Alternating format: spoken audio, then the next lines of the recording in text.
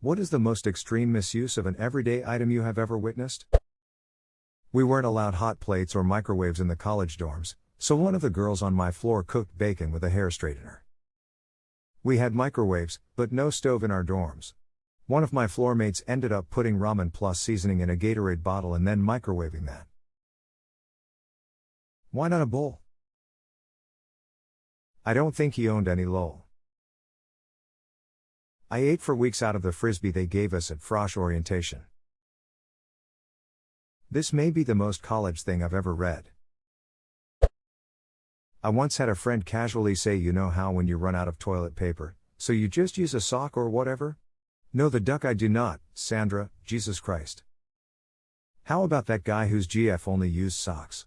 Surely that one went down in Reddit history? Yeah, that was a weird one.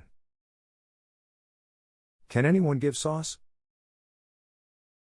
GuideYouFam www.reddit.com Relationship advice comment save post 0 I 28 think my girlfriend 26 has been using mijum edit, follow up, www.reddit.com Relationship advice comments on 9 chop date I 28 think my girlfriend 26 has been using? Ubsor sharut medium osapit mam iosp thanks ubretinitis. Well, that was a wild ride. It's been a while since I read it and now it's in my brain again. My friend's kid decided to make a grilled cheese sandwich with an iron on the couch. Burned a nice iron-shaped hole in the couch. Kid was 15 at the time. In college and living in the dorms, my roommate and I had an iron specifically for grilled cheese, no burnt couches though. On the cooking show Top Chef, a guy won a challenge using an iron to make grilled cheeses. Said he did it on college too. Got a non-stick pan and metal utensils in the kitchen? Somebody, at some point, will misuse the duck out of both at the same time. My last roommate ruined my favorite pan by doing this. My sister used a metal spatula on the pan I bought the day before. I never even got the chance to use it before it happened. I'm being careful, she said. Careful is not using metal utensils. This is like a brain surgeon carefully removing a tumor with a wrench. Not really an everyday thing unless you're a tradesman, but I've seen way too many people try to pound screws in with a hammer. When all you've got is a hammer, everything is a nail. Rule 1, always use the right tool. Rule 2, a hammer is always the right tool. Rule 3, anything can be used as a hammer.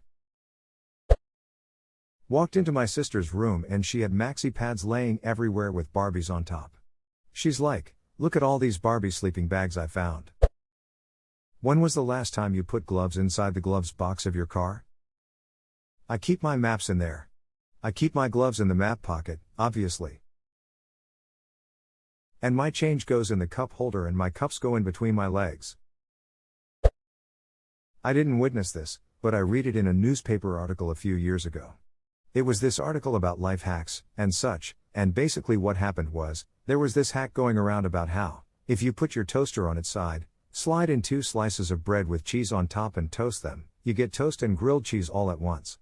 Apparently, this lady tried it and the melting cheese set her toaster on fire. The whole thing went up and nearly burned her entire house down. Edit, here's the article. www.news.com.au Lifestyle home interiors British woman tries to make cheese on toast in her toaster causes fire news story 000 DA 90090 D6A1 ABD 82C 7820 D926 C4. And then when the toaster pops, it sneezes flaming cheese all over the room? I did not witness it, but my grandma had used a vibrator as a massaging stick for her back pain because the box had stated massage stick. The way we found out was hilarious though. When we visited her one day she started telling how she went to the shop where she bought her massage stick and asked the boy to change the batteries. She did not understand why the boy had refused and why he acted weird. Then she asked my mom if she could change the batteries and gave my mom the vibrator. I still feel sorry for the kid behind the counter at the shop. Ha! My grandmother, many years ago gave me a massage stick for Christmas. She didn't know what it was. My mother took it away from me. It's in her top drawer if you want it back. Edit, my first gold and top rated comment is talking about a vibrator. Reddit is great. But wash it well first. I'm working in the operating theater. We removed a very large eggplant from a very normal-sized asshole. From a very normal-sized asshole. Not anymore. At least not for a while, but old habits die hard. I'm sure that guy went and got another one. Edit, I'm assuming it's a guy because whenever I hear about people getting things lodged up their asses, 9 times out of 10 it's a dude. There's nothing wrong with that. Gotta stimulate that prostate somehow. Another eggplant, or another asshole? My brother once used a brick chisel to cut brownies.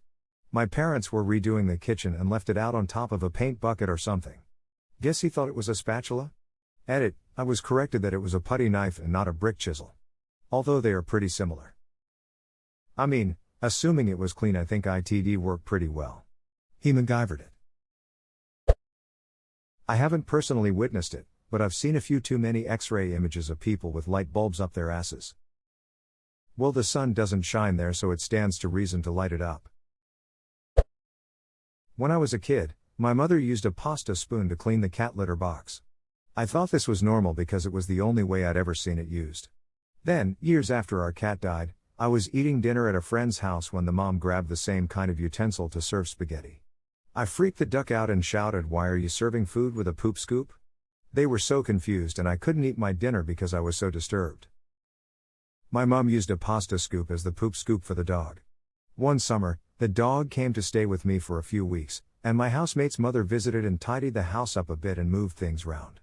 It took a week before I found the poop scoop in my cutlery pot. I screamed. I binned everything I couldn't bleach and boil. I still feel sick 2 years later. And also very bemused at how disgusting she thought I must be to have a spoon quite so grimy and stinking left in the porch, in a sealed Tesco bag, surrounded by dog poo bags and other canine accessories. Considering how you kept it, that's ridiculous. When I was at uni, when we all went home for Christmas, the weird guy was the last to leave and apparently his parents were just as strange. His dad unplugged the freezer in the communal kitchen because if we left it plugged in it might start a fire. So no one was there to notice for at least a week, and the first person back in had to face the black gunk that was leaking out. Basically, my point is, parents shouldn't get involved. Now that's just being a total brain-dead shithead. Right? Why would you ever unplug a fridge freezer without first checking for food inside?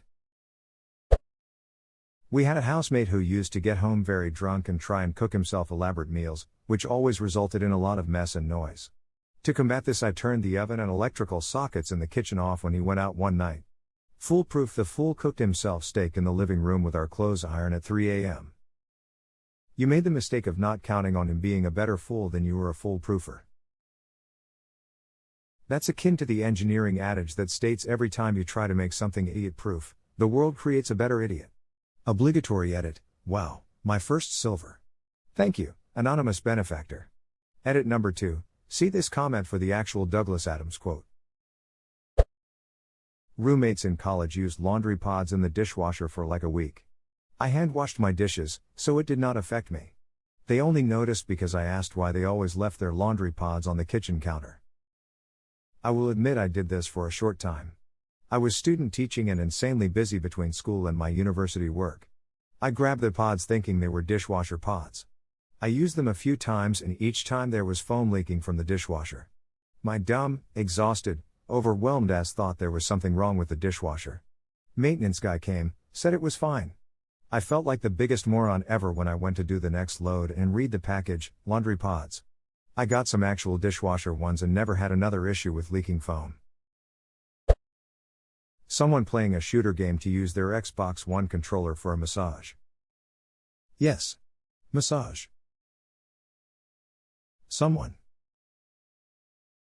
You ducked that Xbox controller, didn't you? The old cooking while naked dilemma. I had an extreme itch in my ear and no Q-tip. The closest small object that would fit in my ear was a screwdriver, so I used it. I ended up cutting my eardrum and had to go to the doctor. I can't say I regret it though, it was satisfying to finally get rid of the itch. Edit, I remember feeling uncomfortable because I couldn't hear properly a few weeks that. I used my pinky to feel around the inside of my ear and felt something hard, turned out to be a blood clot and it came out in one piece. My hearing was fine afterwards. Anyways, I use ear drops now, The itch usually comes from allergies, so scratching it once won't help. I screamed as soon as you said screwdriver. Anyways, look for a product called Cleanear. They are even better than Q-tips for cleaning or scratching your ears. As an audiologist, I've seen it all. One guy ground off half the head of a roofing nail and used it as a wax scraper. It inevitably became an eardrum piercer and ossicle collector. Ossicle, a very small bone, especially one of those in the middle ear. No. Another audiologist here, but a second-hand story. We regularly have to take impressions of people's ears, which involves putting a foam block fairly deep into the ear and then filling it with a putty, which sets hard so we can remove it again. This then gets sent off to be made into an ear mold, hearing protection, a hearing aid, whatever. Well, some daft sod was having a bad day and decided not to bother with, or more likely, simply forgot, the foam block. Did not realize it all until they went to pull it out. The putty had stuck to the eardrum, which that audiologist pulled out. The eardrum is normally attached to the ossicles. They managed to pull them out along with it. Needless to say, the patient wasn't particularly happy. What? Doesn't that make them permanently deaf in that ear? I've had those foam impressions made on myself for hearing aids and this horrifies me. It'll cause a very substantial hearing loss, yes. Probably permanent, but then I'm not au fait with surgical techniques. I know that the stapes can be replaced with a prosthesis, and is commonly done to help treat otosclerosis. I suspect there's little to stop an especially enterprising surgeon with access to a 3D printer from doing similar with the malleus and the incus. A skin graft can be used to replace the tympanic membrane, the eardrum, but I have a feeling there has to be some of it left for the graft to attach to.